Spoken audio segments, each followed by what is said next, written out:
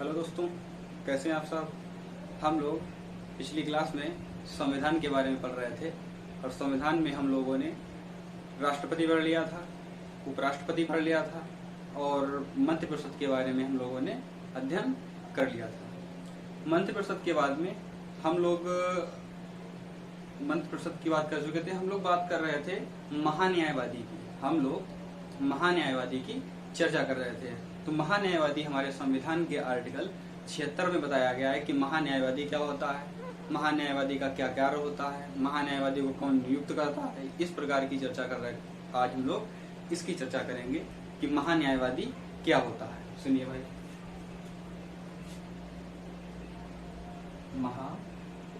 महान्यायवादी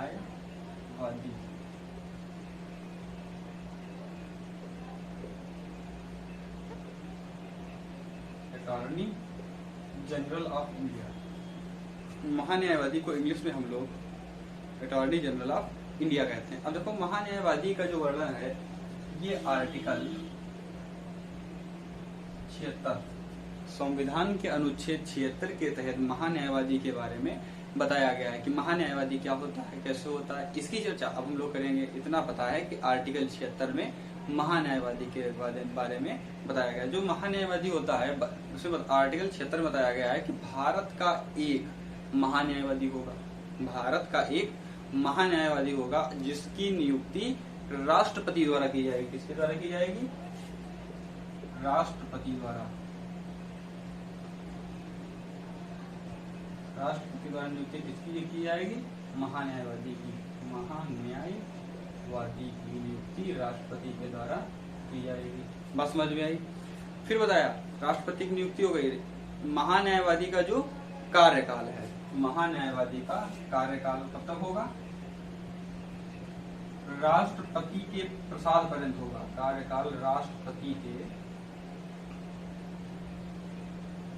प्रसाद पर्यंत। प्रसाद पर्यंत का मतलब ये होता है कि जब तक राष्ट्रपति चाहेगा तब तक आप महान्यायवादी के पद पर रह सकते हैं। अगर बात करें कि महान्यायवादी की योग्यता क्या होनी चाहिए, तो महान्यायवादी की वही योग्यता होनी चाहिए जो योग्यता सुप्रीम कोर्ट के न्यायाधीश की होती है। बात समझ में आई? योग्यता क्या होनी चाहिए? जो योग्यता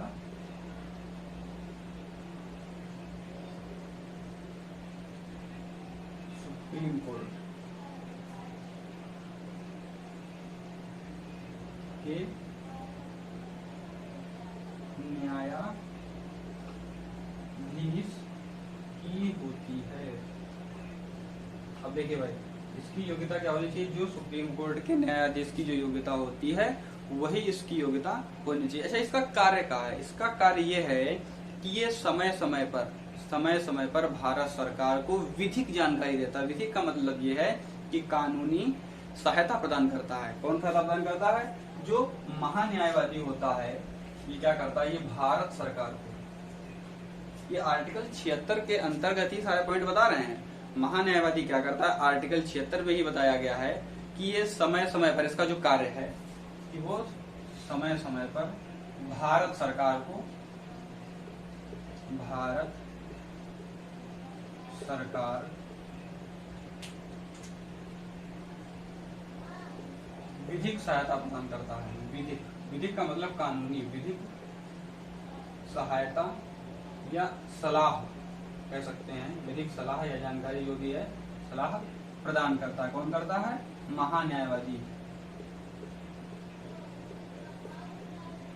बात समझ में आई? इसका अगर हम विशेष अधिकार की बात करें तो यह संसद का सदस्य ना होते हुए भी, कहेगा संसद का सदस्य ना होते हुए, मतलब लोकसभा राज्यसभा सदस्य नहीं होता है, लेकिन संसद का सदस्य ना होते हुए भी संसद की कार्यवाही में भाग लेने का अधिकार है। संसद की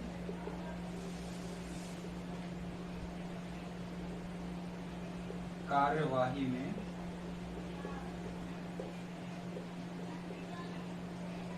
भाग लेने का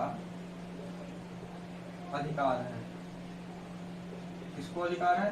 जो महान्यायवादी होता है ये संसद का सदस्य नहीं होता है, फिर भी इसे संसद की कार्यवाही में भाग लेने का अधिकार होता है। बात समझ में आई? तो ये इसके विशेषाधिकार होते हैं, लेकिन इसे बहुमत जो इसका मत होता है, इसे मत देने का अधिकार नहीं है। मतलब संसद में मान लिया बहुमत चल रहा है, कोई कानून पारित हो रहा है, तो ये उसमें बैठ सकता है, भाग ले सकता है, लेकिन ये उसमें जो है अपना वोट नहीं कर सकता। मतलब संसद की कार्यवाही में भाग लेने का तो अधिकार है, लेकिन वोट देने का अधिकार नहीं है। बात समझ में आई? ये हमारा हो गया आर्टिकल 76।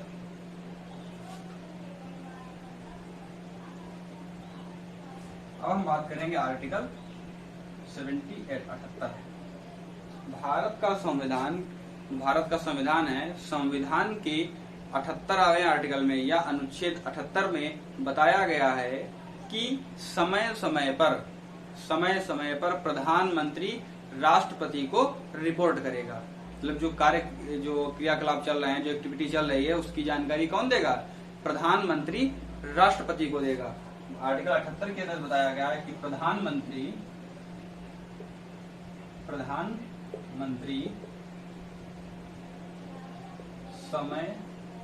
समय पर राष्ट्रपति को रिपोर्ट करेगा। और रिपोर्ट क्या करेगा?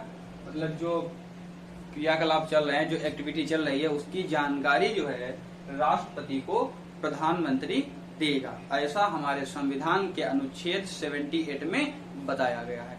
अब हमारे संविधान के आर्टिकल 78 तक हो गए। अब इसके आगे जो है हमारे जो मंत्रिमंडल तो हमने लोगों ने पढ़ ही लिया है, उसके आगे आर्टिकल 79 से लेकर के हम लोग राज्यसभा विधानसभा के बारे में पढ़ेंगे।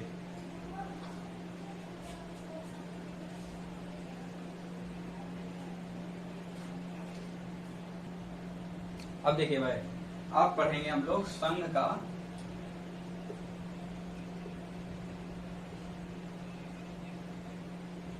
विधान मंडल।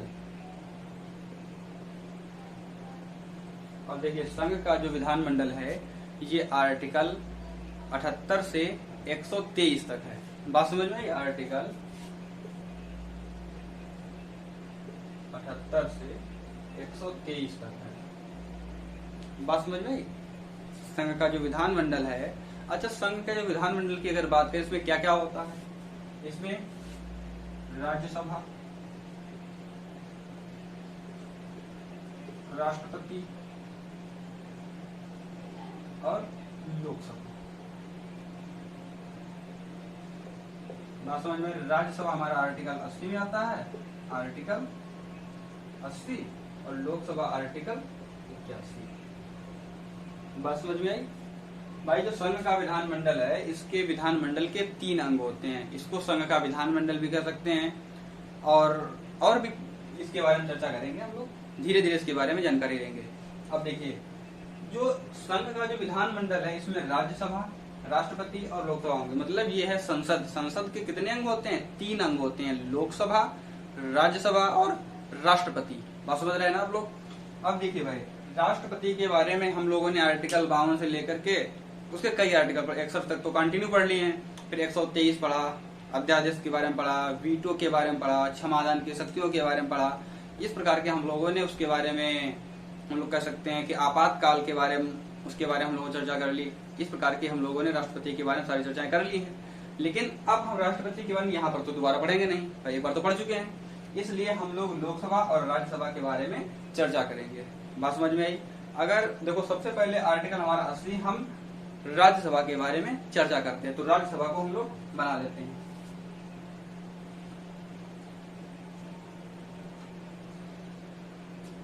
आर्टिकल 80, जो संविधान का जो अनुच्छेद 80 है, वो राज्यसभा के बारे में वर्णन करता है। राज्यसभा के बारे में वर्णन करता है। तो अब हम लोग ये चर्चा करेंगे कि राज्यसभा एक्चुअली है क्या, कितने सदस्य हैं। तो राज्यसभा में कुल कितने सदस्य होते हैं? 250 सदस्य होते हैं। राज्यसभा में कुल 250 to 50 मेंबर्स होते हैं, लेकिन इसमें जो वास्तविक सदस्य होते हैं वो 245 होते हैं। कितने होते हैं वास्तविक सदस्य? वर्तमान में कितने हैं वास्तविक सदस्य? कितने होते हैं? 245। फिर इसमें ये बताया गया है कि राष्ट्रपति, आप लोगों को पता होना चाहिए कि राष्ट्रपति 12 सदस्यों का मनोनयन करता है। भाई राष्ट्रपति 12 सदस्य मनोनीत करता है, तो कहने का मतलब है 12 सदस्य अगर इससे निकाल दिए जाए तो कितने बचे? 233। बात समझ में आई? 233। अब इसका मतलब ये है 233 तो वर्तमान में है, लेकिन 12 हैं तो 245, लेकिन 12 सदस्य कैसे हैं? ये 12 सदस्य राष्ट्रपति मनोनीत करता है। बात समझ में आ रही है ना? अगर हम इसकी बात करें तो 238 सदस्य तो दूसरे हो गए और 12 सदस्य कितने हो गए? मनोनीत करने वाले। तभी तो 250 हुए। 238 प्लस 12 250, 233 प्लस 12 245। तो इसका मतलब ये है, हमको सिर्फ ये वाली याद रखनी है। अगर ये पूछा जाए कि राज्यसभा में कितने सदस्य होते हैं तो 250 होते हैं। वर्तमान में कितने हैं? 245। बात समझ में आई? ऐसा हमारा आर्टिकल 80 कहता है। उसके बाद में आर्टिकल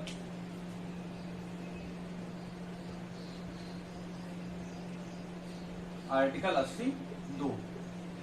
आर्टिकल 82 कहता है राज्यसभा में सीटों का जो आवंटन है, आवंटन का मतलब जो सीटें बांटी जाती हैं, तो राज्यसभा में सीटों का जो आवंटन है संविधान की 4थी अनुसूची के आधार पर होगा। राज्यसभा में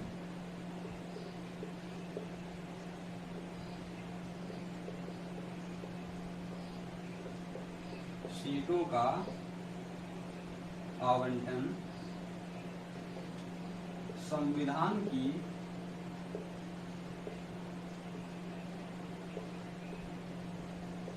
4थी अनुसूची के आधार पर होगा। 4थी अनुसूची के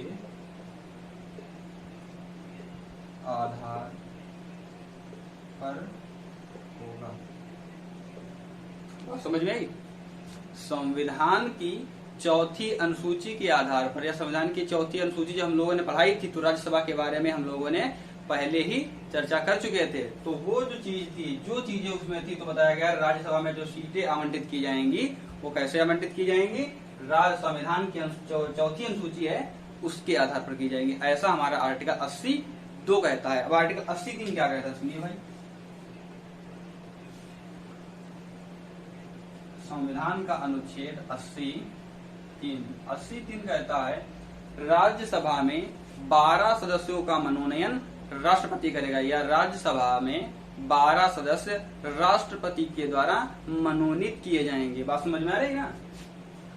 राज्यसभा में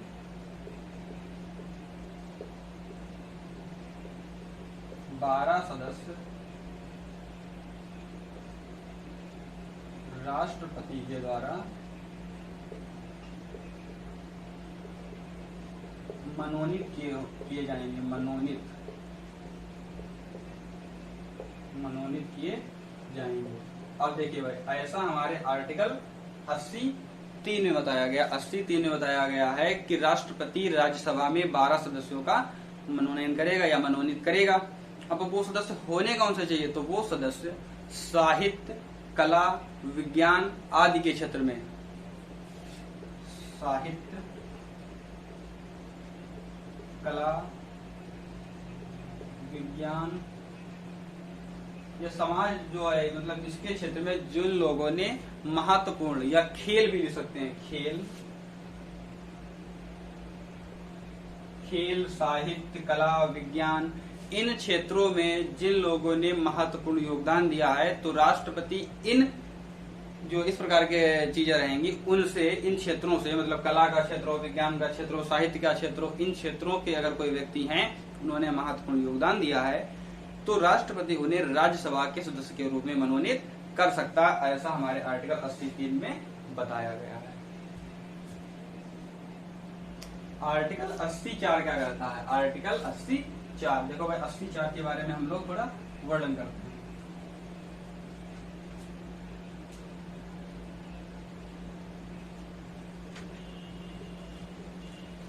आर्टिकल 84 कहता है कि राज्यसभा में सदस्यों का निर्वाचन, राज्यसभा के सदस्यों का निर्वाचन राज्य विधानसभाओं के सदस्यों के द्वारा एकल मत संक्रमणीय पद्धति के आधार पर किया जाता है।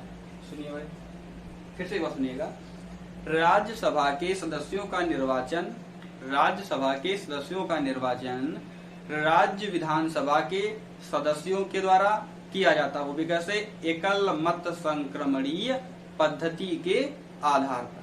सुनिए भाई, राज्यसभा के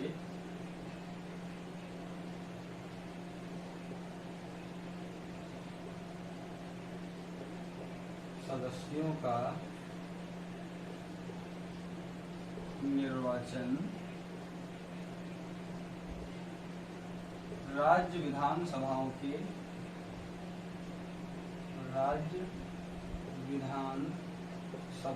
के सदस्यों द्वारा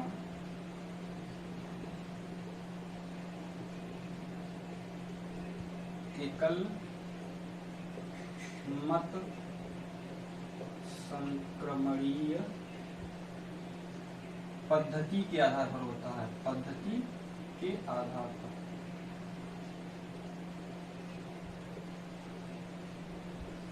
बात समझ में आई? देखिए भाई, आर्टिकल से राज्यसभा के सदस्यों का निर्वाचन राज्य विधानसभाओं के सदस्यों के द्वारा एकल मत संक्रमणीय पद्धति के आधार पर होता, ऐसा हमारे आर्टिकल 80(4) में बताया गया है। भाई बात समझ में आई? अब हम लोग राज्यसभा के बारे में पढ़ चुके हैं, अब हम लोग लोकसभा के बारे में पढ़ेंगे, जो हमारे आर्टिकल 81 में बताया गया है।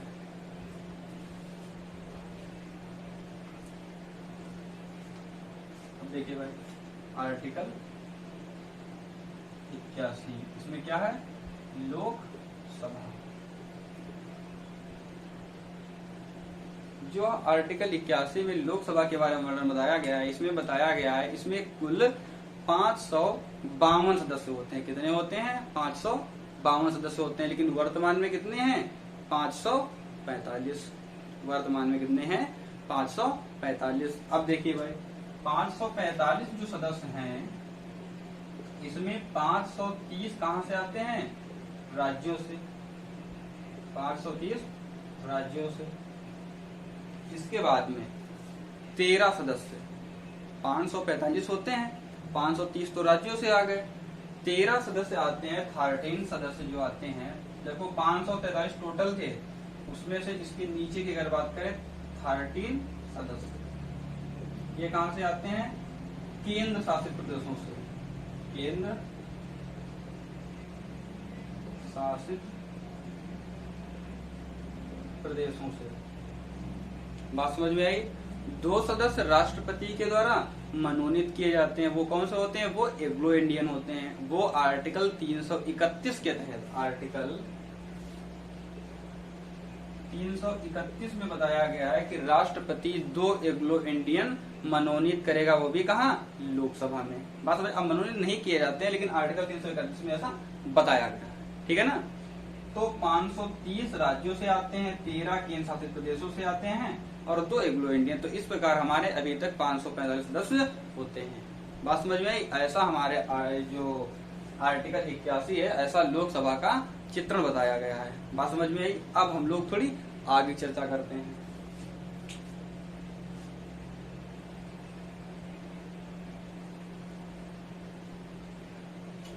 आर्टिकल 83 संसद के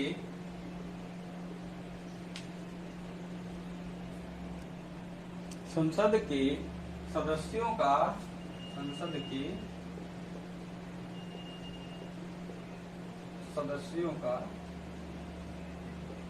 कार्यकाल।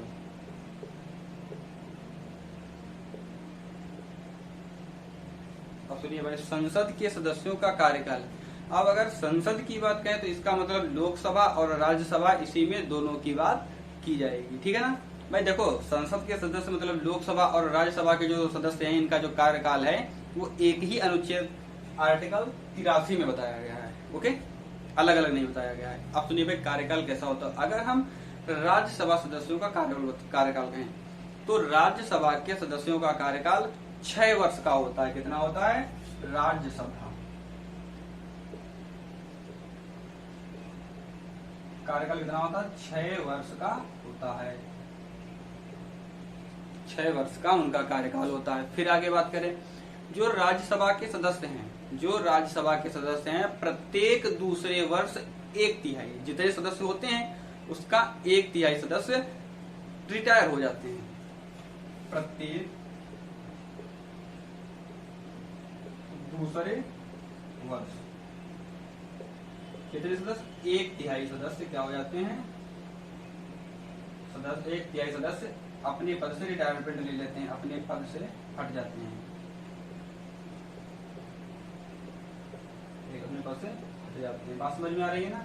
1/3 हट जाते हैं। लेकिन राज्यसभा जो है ये संसद का उच्च सदन है, ये कभी भी भंग नहीं होती है। लोकसभा प्रत्येक 5 साल में भंग हो जाती है। जैसे लोकसभा चुनाव हुए और प्रत्येक 5 साल के बाद जब उनका कार्यकाल पूरा हो गया तो फिर दोबारा चुनाव हुआ। जब चुनाव होता है तब राज्य लोकसभा भंग हो जाती है। भाई जब चुनाव हो रहा है तब उस समय सदस्य को होगा नहीं, तो उस समय ये भंग हो जाती है। लेकिन राज्यसभा कभी भी भंग नहीं होती है। भंग इसलिए नहीं होती क्योंकि मान लिया अगर भंग कैसे होगी, जैसे मान लिया चुनाव होना है, राज्यसभा में प्रत्येक दूसरे वर्ष 1/3 सदस्य रिटायर हो जाएंगे और जो रिटायर हो जाएंगे उसकी जगह पर नए आ जाएंगे, फिर 2/3 रिटायर हो जाएंगे अगले 2 साल बाद। ऐसे जो रिटायर होते रहेंगे नए आते रहेंगे, तो भाई राज्यसभा तो कंटिन्यू चलती रही ना। तो इसलिए राज्यसभा भंग नहीं होती है और लोकसभा भंग हो जाती है। बात समझ में आई? इस प्रकार के इनका राज्यसभा में इनका कार्यकाल है। अगर हम लोकसभा की बात करें तो लोकसभा और राज्यसभा कैसा सदन है? ये स्थायी सदन है। राज्यसभा स्थायी सदन है और लोकसभा कैसा सदन है? अस्थायी सदन है। लोकसभा अस्थायी सदन है। हम लोकसभा के बारे में बात करें थोड़ा।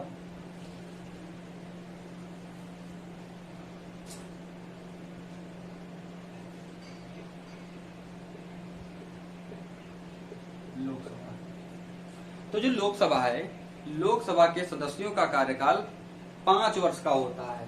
कितना होता है? 5 वर्ष का होता है।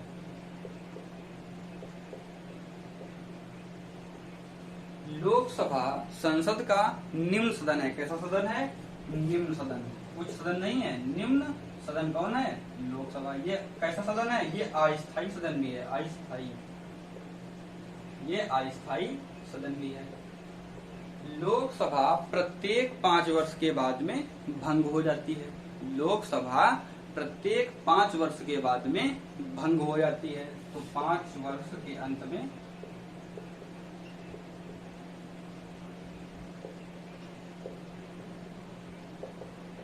भंग हो जाती है।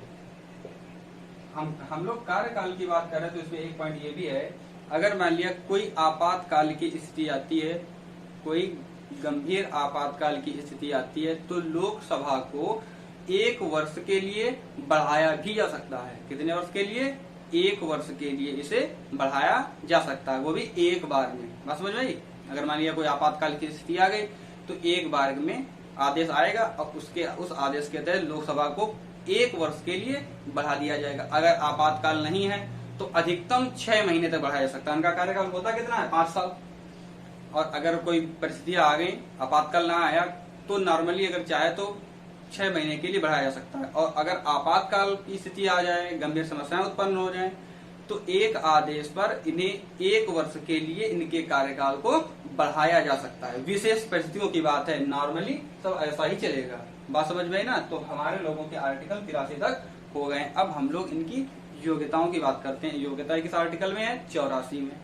आर्टिकल 84 में संसद के सदस्यों की योग्यताएं बताई गई।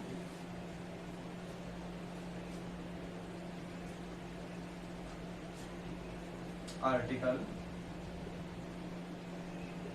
84 में संसद के सदस्यों की योग्यताएं। अगर हम राज्यसभा की पहले बात करें, क्योंकि इसकी बात इसलिए करते हैं क्योंकि राज्यसभा हमारा उच्च सदन है, तो सबसे पहले उच्च सदन की बात कर लेते हैं। तो राज्यसभा के उच्च सदन में सबसे पहले हम ये लिखेंगे कि वह भारत का नागरिक हो। तो मैंने बताया हुआ है कि योग्यता कोई भी हो, चाहे राष्ट्रपति पद की हो, प्रधानमंत्री, उपराष्ट्रपति, संसद, कोई भी सदस्य हो, सबसे पहले उसकी योग्यता ये होनी चाहिए कि वह भारत का राष्ट्रपति, भारत का नागरिक हो। वह भारत का नागरिक हो। नंबर 1, भारत का नागरिक, भारत का नागरिक हो। बात समझ में आ रही? ये तो प्रत्येक की होनी चाहिए। दूसरी योग्यता क्या है? उसकी उम्र 30 वर्ष से कम न हो। 30 वर्ष से कम न हो। बात समझ में आई? उसकी उम्र 30 वर्ष से कम न हो। पागल दिवालिया न हो।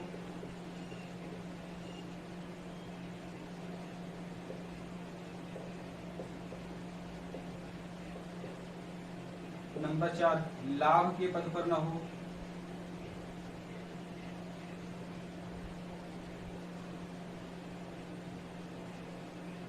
बस इस प्रकार की ये इनकी योग्यताएं होती है। ये योग्यता किसकी है?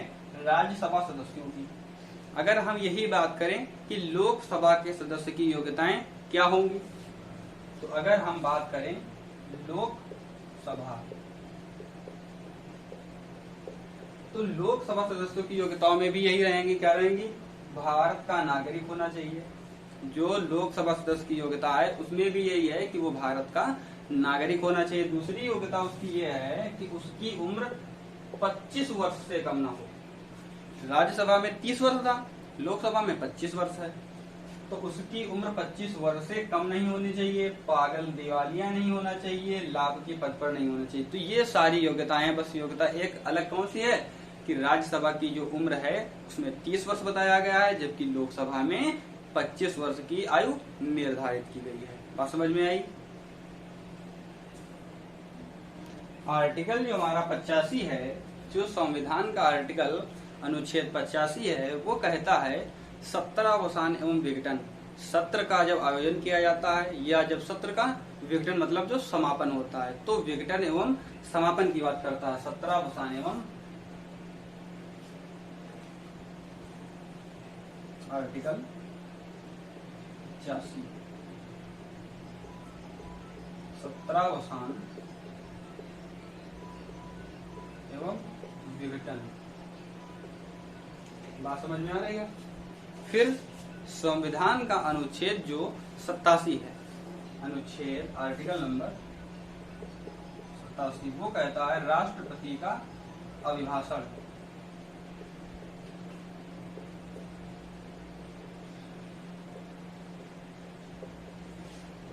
अब राष्ट्रपति का अभिभाषण क्या होता है? राष्ट्रपति का अभिभाषण यह होता है कि जब सत्र बनता है या जब लोकसभा का गठन होता है। देखो, प्रत्येक 5 साल में लोकसभा तो भंग हो जाती है और उसके बाद में एक नई लोकसभा जो है गठित की जाती है। बात समझ में आई? तो जब लोकसभा का गठन किया जाता है तब राष्ट्रपति सत्र के प्रारंभ में क्या करता है? लोकसभा और राज्यसभा को अभिभाषित करता है। एक साथ भी कर सकता है और अलग अलग भी कर सकता है। तो बताया गया है राष्ट्रपति का अभिभाषण सत्र के प्रारंभ में या फिर लोकसभा के गठन पर। हम लोग सत्र के प्रारंभ में लिखते हैं, सत्र के प्रारंभ में। सत्र के प्रारंभ का मतलब है जब लोकसभा गठित की गई हो,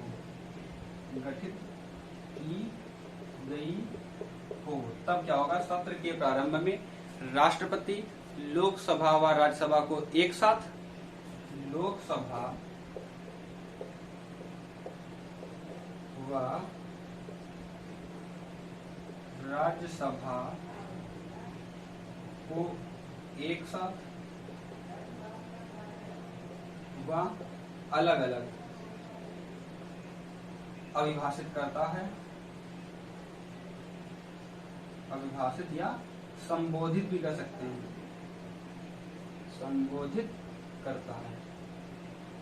बात समझ में? आर्टिकल 87 में ऐसा बताया गया है। आर्टिकल 87 में कि राष्ट्रपति का अभिभाषण जो लोकसभा होगी, जब लोकसभा का गठन किया जाएगा, जब किसी नई लोकसभा का गठन किया जाएगा, तो राष्ट्रपति क्या करेगा? लोकसभा व राज्यसभा को एक साथ व अलग अलग अभिभाषित का मतलब ये है संबोधित करता है। ऐसा हमारा आर्टिकल जो संविधान का अनुच्छेद 87 है वो कहता है। अब देखिए, अब हम लोग थोड़ा संसद के बारे में और बात करते हैं। इसे बताया गया है संसद के अधिकारी कौन कौन है। संसद के अधिकारी, अगर हम लोग संसद के अधिकारियों की बात करें तो एक तरफ हम लोग लिख लेते हैं लोकसभा, लोकसभा, इधर लिखते हैं।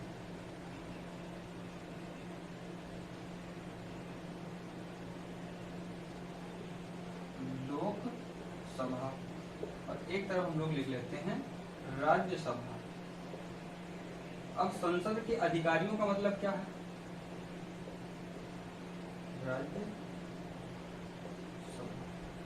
अब अगर संसद के अधिकारियों की बात करें तो मतलब ये है कि लोकसभा में कौन से अधिकारी होते हैं और राज्यसभा में कौन से अधिकारी होते हैं। तो लोकसभा में 2 अधिकारी होते हैं, एक लोकसभा अध्यक्ष और दूसरा उपाध्यक्ष। वैसे ही राज्यसभा में कौन कौन से होते हैं? राज्यसभा में सभापति और उपसभापति।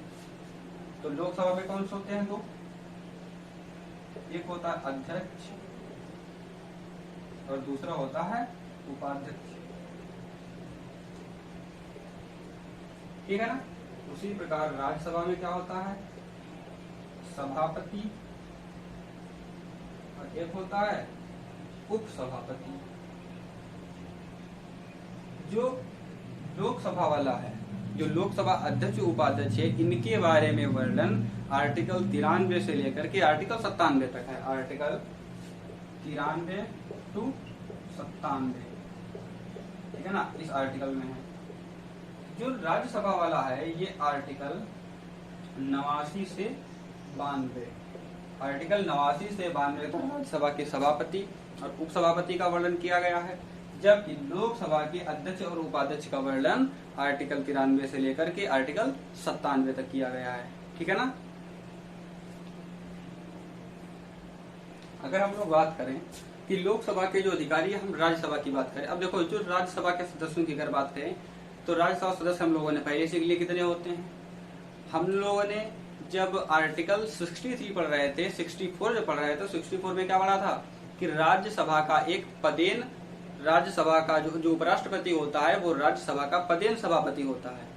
सुने थे ना, हम लोग बताए थे, बात इस पर चर्चा भी किए थे राष्ट्रपति के उपराष्ट्रपति के बारे में।